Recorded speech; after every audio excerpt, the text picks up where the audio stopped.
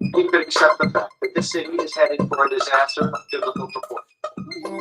Biblical. What it means is Old Testament, real wrath of God kind of stuff. Fire, rivers, seas, boiling, sea crust, debris, human sacrifice, dogs and cats living together, that's terror.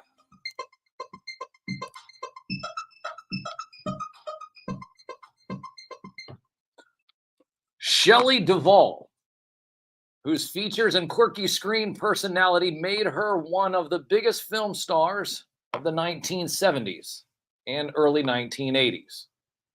Appearing in a string of movies by the director Robert Altman, and perhaps most memorably, opposite of Jack Nicholson in The Shining, died on Thursday at her home in Texas. Shelley Duvall was 75. A family spokesman said the cause was from complications of diabetes. Ms. Duvall wasn't planning on a film career when she met Mr. Altman while he was filming Brewster McCloud back in 1970. She had thrown a party to sell her husband's artwork, and members of his film crew were in attendance. Taken with her, they introduced her to Mr. Altman, a director with his own reputation for oddball movies and offbeat casting. He immediately asked her to join the cast, despite her lack of training. She said yes, and went on to appear in an unbroken string of 5 more Altman movies: McCabe and Mrs. Miller in 1971, Thieves Like Us in 1974, Nashville in 1975, Buffalo Bill and the Indians, or Sitting Bull's History Lesson in 1976, and 3 Women in 1977. She also starred as Olive Oil, opposite of Robin Williams, in Mr. Altman's 1980 classic, Popeye. I thought, boy, if it's this easy, why doesn't everybody act? Ms. Duvall told the New York Times in April. Her work with Mr. Altman cemented her career. With her fame, with her thin frame, toothy smile, and soft Southern twang, she was the go-to actress for any role calling for an idiosyncratic character. Fans called her the Texas Twiggy. That's what I was laughing at. Texas Twiggy. The critic Pauline Kael praising her understated physicality on screen, called her the female Buster Keaton. Ms. Duvall dated Paul Simon and Ringo Starr. She hosted Saturday Night Live in 1977. Photos of her often wearing a draping sheer dress and holding a cigarette, almost as long as thin as she was, became an enduring image of 1970s celebrity life. But it was her appearance as Wendy Torrance in The Shining in 1980 that for many viewers remains her most memorable role. In that movie, she and her husband Jack, played by Jack Nicholson, along with their son Danny, played by Danny Lloyd, move into a mountainside hotel as caretakers while it is shut down for the winter. As Jack begins to exhibit signs of madness, Wendy becomes increasingly concerned for her own safety and also her son's, though she seems to remain unaware of the underlying supernatural forces at work on her husband. Critics initially found her performance overbearing, especially her shrieks as an axe-wielding Mr. Nicholson haunts them through the hotel halls. She was nominated for a Razzie Award for the worst actress, though a writer for the New York Times praised her, stating, Wendy is an almost freakish cipher for early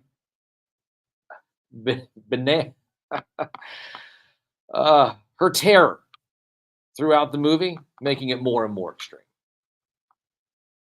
Ms. Duvall's role has since been reevaluated, especially as critics have come to understand the psychological strain of working under the sometimes difficult treatment of the film's director, Stanley Kubrick. What struck viewers at the time as a shock portrait of a hysterical woman, Stephen King, who wrote the novel on which the film was based, even called her role misogynistic.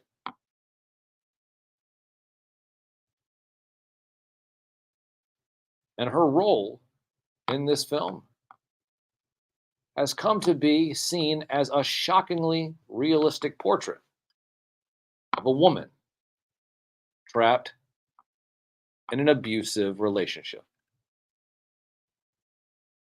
While Nicholson dials up his familiar manic mode as much as demanded, Shelley Duvall amplifies her neurotic quality to the extreme. Her efforts here in this film deserve more appreciation, especially considering how Kubrick harshly treated her during the shooting. It was long rumored that working with Mr. Kubrick pushed Mrs. Duvall over the edge and out of Hollywood altogether.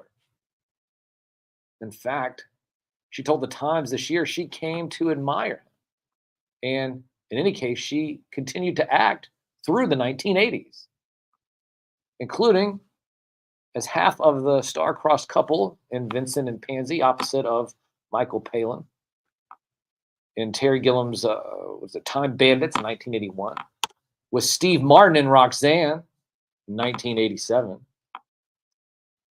She also found other pursuits in the film industry besides acting. In 1982, she founded Platypus Productions, where she adapted classic children's stories into an hour-long television play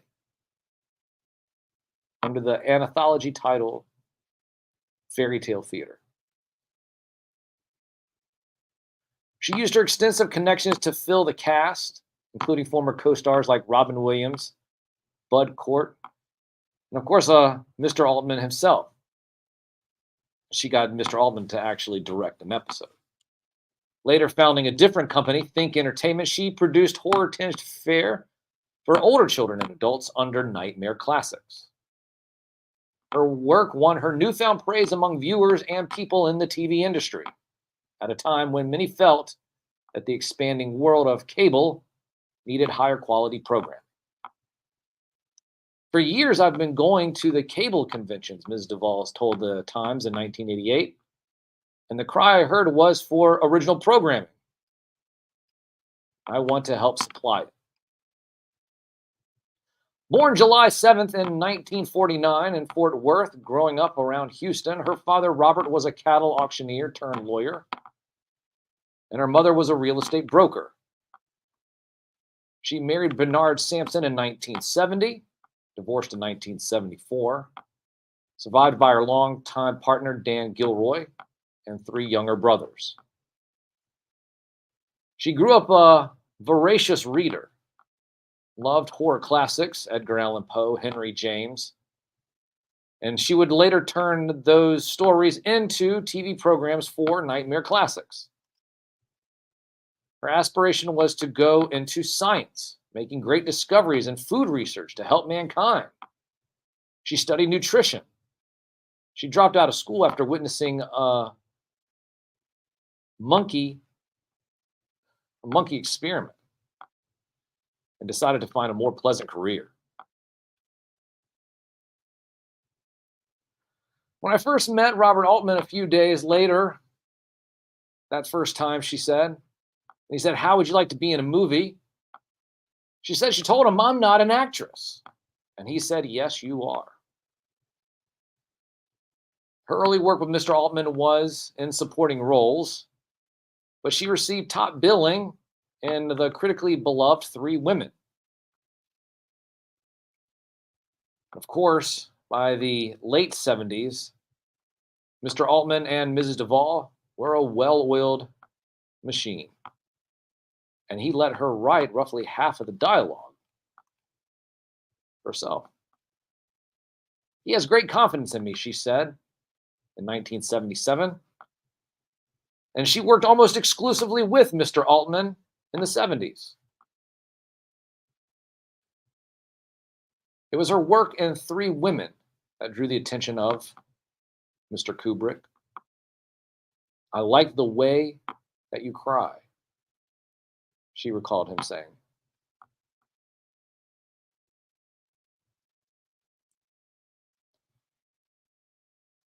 Whatever Mrs. Duvall may have felt at the time, after The Shining, during The Shining, later she said she was thankful for Mr. Kubrick's obsessive precision.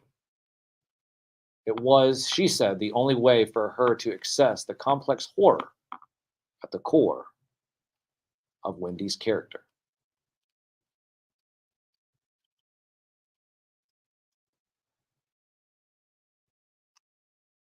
Shelley Duvall, of course, in 2016 appeared as a guest on Dr. Phil.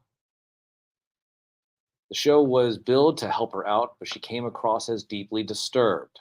Puffy face, her gray hair thin and disheveled. She insisted that Robin Williams, who had died 2 years before, was alive and a shapeshifter. Mrs. Duvall's problems were real. The episode was roundly criticized for showing a person with good and bad days in the worst possible light. Later interviews that Ms. Duvall gave to the Times and the Hollywood Reporter offered a more nuanced picture. And though in recent years Ms. Duvall used a wheelchair to get around her house, she appeared in one more film, The Forest Hills, released last year. It's a supporting part in a quirky independent horror movie, but a fitting role for an actress who never intended to act in the first place. I went to Lee Strasberg a few years ago because I heard such good things about him. But I went to 2 lessons, and it just wasn't for me, she told Andy Warhol for a 1977 cover feature. That's one piece of advice Robert Altman gave me at the very beginning. Never take lessons, and don't take yourself seriously. Shelley Duvall, passing away July 11th at the age of 75. Broadcasting live from the WDCE studios out of the University of Richmond, you're listening to 90.1 FM. From the most trusted puppet in media. Reporting since Roswell, I'm Sam NewsMan, and this is Saturday Morning.